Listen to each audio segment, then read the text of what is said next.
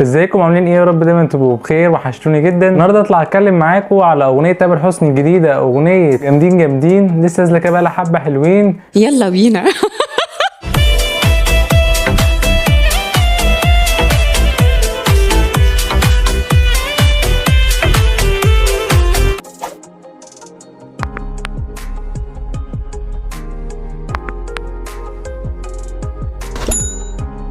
والسكة اللي بتزعلني نمشي عكسها، رقص اللي مكشر دلعه، وتعالى من الحزن نطلعه. اغنيه تامر حسني الجديده اغنيه جامدين جامدين. هقول لكم كده فريق العمل على السريع. اغنيه من كلمات محمود سليم ومن الحان تيام علي ومن توزيع هشام محمد. فريق العمل تقريبا كله جديد بعيد عن الملحن الكبير تيام علي، الملحن رائع جدا واللي انا بحب شغله مع تامر من زمان. هو ملحن عبقري وانا بحب شغله، ان هو دايما الالحان بتاعته بتبقى مميزه وسهله ان انت تحفظها. بستنى شغله مع تامر، وكان بقالهم كتير قوي ما اشتغلوش مع بعض، فانا بالنسبه لي اللحن شايف ان هو مميز. بالنسبه للكلمات انا شايف ان الكلمات كانت معموله بطريقه ذكيه. الكلمات اقدر اقول ابوه كبير جدا عليها. ده انا اول مره اسمع اسمه، بس طبعا بوجه له وبوجه لكل فريق العمل تحياتي. اول مره اسمع اسمك، بس بجد انت عامل كلمات خفيفه وكلمات لايقه جدا على تامر. وموضوع الاغنيه كله طاقه ايجابيه، وان انت تفرح وان انت تنبسط، بتديك بجد طاقه ايجابيه وبتخليك ان انت لو زعلان او مكشر تنبسط. كلماتها كلها حلوه والقافيه كلها راكبه على بعض بشكل كويس. طبعا ده غير ان التوزيع كان في حته تانيه خالص. شايف ان التوزيع هو كمان اداها الطعم الاحلى، خلى الاغنيه تكمل بشكل كبير لتامر. فانا بالنسبه لي الاغنيه هي جت في وقت مفاجاه في شويه سلبيات.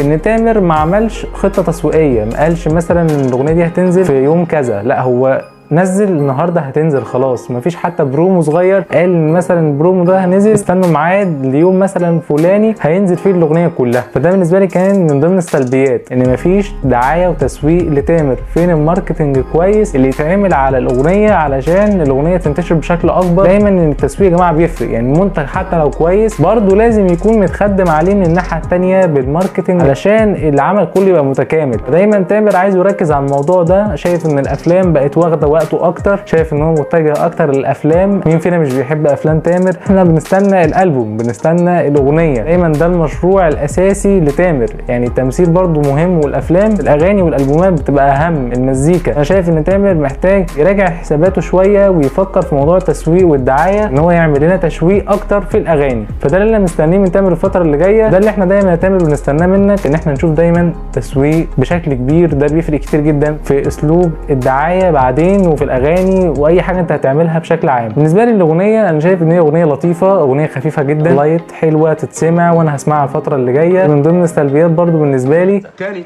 معلش تاني طلب تاني. طب ابعد عنه، طلباتك كترت. لا بجد طلباتك كترت. ابعد عنه ساعات. ما تنرفز نفسك، انت عندك زهق. اقعد يا عزمي.